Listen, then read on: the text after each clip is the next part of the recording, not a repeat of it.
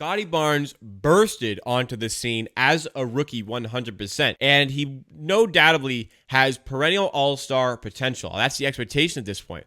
But how many seasons exactly should it take Scottie Barnes to become an NBA all-star?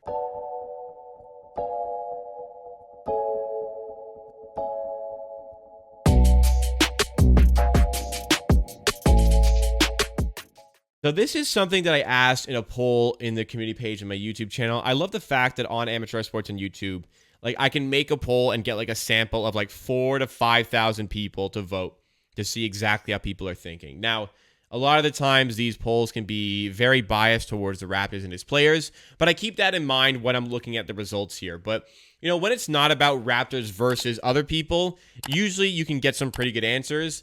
But I did want to kind of dive into how many seasons I think it will take Scottie Barnes to become an NBA All-Star. And I think that's a very interesting topic of debate. So I did ask it on the community page, as I mentioned, and I was not really expecting that many people to think he would get it this season.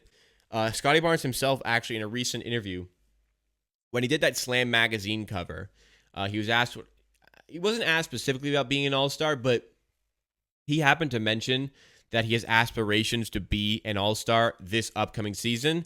And we've seen a lot in the Rico Hines tapes. I know there's just preseason tapes, whatever, but he's looked really, really good in those tapes. He looks a lot more jacked, I guess, for lack of a better term. Like, he is such a crazy blend of speed, athleticism, and strength, and height. And size in general, it is scary hours, honestly. So, I mean, I'm not ruling it out. We saw LaMelo Ball become an all-star in his second season. We saw Anthony Edwards get to like that sort of level, if not quite making it. So Scottie Barnes is capable of doing it, especially if the Raptors are kind of challenging for a top 4 seed in the Eastern Conference, which I expect them to do. I would peg them as 5th, but they're going to be challenging for a top 4 seed. So if he was to become an all-star, how many years would it take him? I think at really the people voting at like 4+ or never will become an all-star are probably the haters who aren't Raptors fans who kind of just love to hate. But what would he have to do? There was an interesting conversation here where they discussed Scottie Barnes' candidacy to be an all-star this season, which I wanted to kind of watch with you guys. So let's listen here. First of all, I agree with you. The fact that he locked up Harden, it just means nothing to me. Nothing. Right. What I liked about it was his clapping. And after they did a video, I don't know if maybe the same one or not. I've seen a few. This was from the Rico Hines tapes where he locked up James Harden, which he doesn't care about. But what he does care about is that Scottie Barnes is all over him, clapping in his face. Harden's kind of in control. My buddy Rico Hines is the Rico runs. They're called Rico runs. He's in charge of the pickup games. But James is a big part of it. Big part of it. Remember, they haven't done this in a couple years because of COVID. And they're working out at UCLA. I spent a lot of time this summer at those courts. The famed UCLA runs. Super cool, yeah.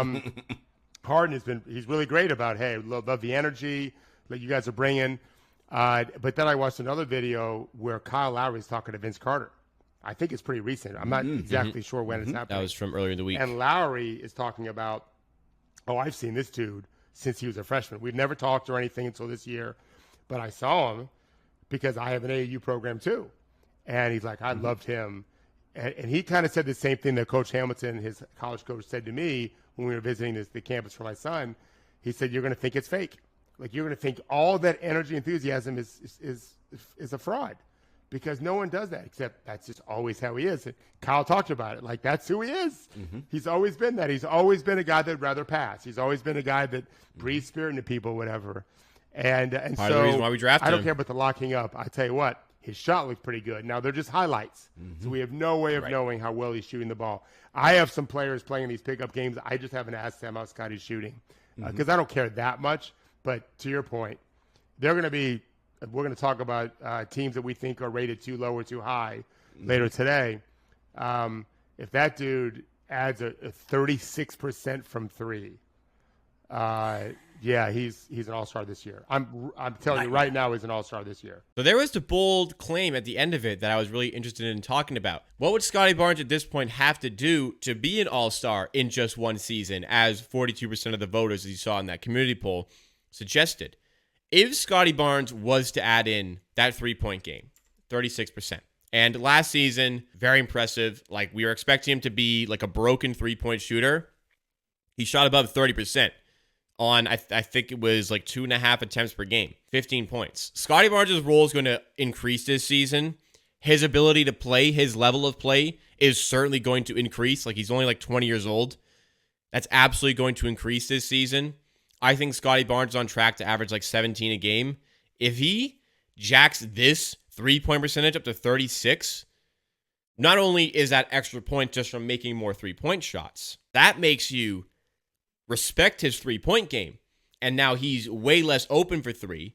You got to go defend that. And if you got to go out and defend Scottie Barnes on the perimeter, then like pretty much you've already lost, because you're giving that level of athleticism, size, speed, and strength.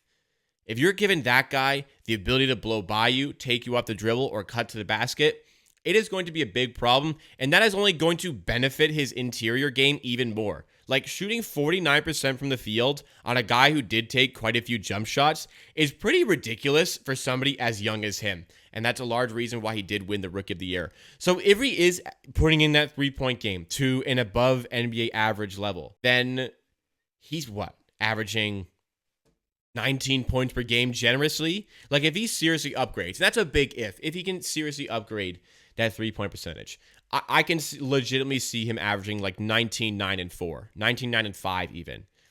He's going to be a much bigger part of the offense than he was last season. He's going to fine-tune a ton of this stuff over the summer. We know with the intangibles that he is somebody who is dedicated to the craft, dedicated to the grind, and is going to continue to work on his game. This is 100% something that is achievable in this season. I would probably suggest it won't happen this season, because it is a very big if he can get that three-point percentage up to 36, which would just be remarkable. But I don't think that's necessarily going to happen. I feel like it's going to take him 2, maybe 3 years.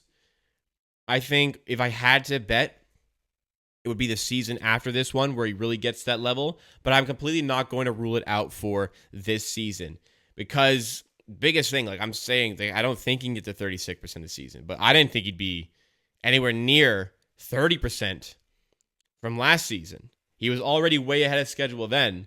So I don't know, maybe I'm still kind of underselling what he can do this season. And if I am, like, this is definitely somebody capable of cracking an all-star team. If the Raptors are in like a 3 or 4 seed at the all-star break, which would be very difficult, admittedly. I have them behind, obviously, Milwaukee, Boston. Those are the best two. But I have them behind Philly, who had a good offseason, and I have them behind Miami, who just always find a way to win. But I think on paper, we're better than Miami, and we can definitely surpass them in the standings. And Philly, I mean, you never know what you're going to get with that Philadelphia 76ers team. You could pass up them as well. So if that is the case, and Scottie Barnes is balling, and he's shooting really well, even if he isn't shooting up to maybe 36%, he's capable of getting into an all-star team this season. And his confidence in his ability to do that is great to see as a Raptors fan going into this upcoming season. Scottie Barnes, rated. He definitely isn't overrated. I don't know how he can be overrated. We're just kind of getting a glimpse of what he's capable of. He just won Rookie of the Year. He was the deserved Rookie of the Year winner. He was better than Evan Mobley in pretty much every category you would rank him in. And you also have the Raptors as the much higher seed than the Cleveland Cavaliers, who eventually didn't even make the playoffs. So Scottie Barnes, just think, anybody who really believes that I understand the chat is just a troll and probably not something to believe, but anybody who legitimately thinks Scottie Barnes is overrated, I think you're in for a real shock this season when you see him play. A sharp contrast to what I thought he was going to be last season, obviously, coming out of that draft, but this guy's the truth. And the people who don't know that yet, they're going to have a rude recognition of that as we see him play throughout this season. So keep all that in mind. The future is extremely bright for this player. I don't think it's a question if he becomes an NBA All-Star. It is already a question of when he will become an NBA All-Star.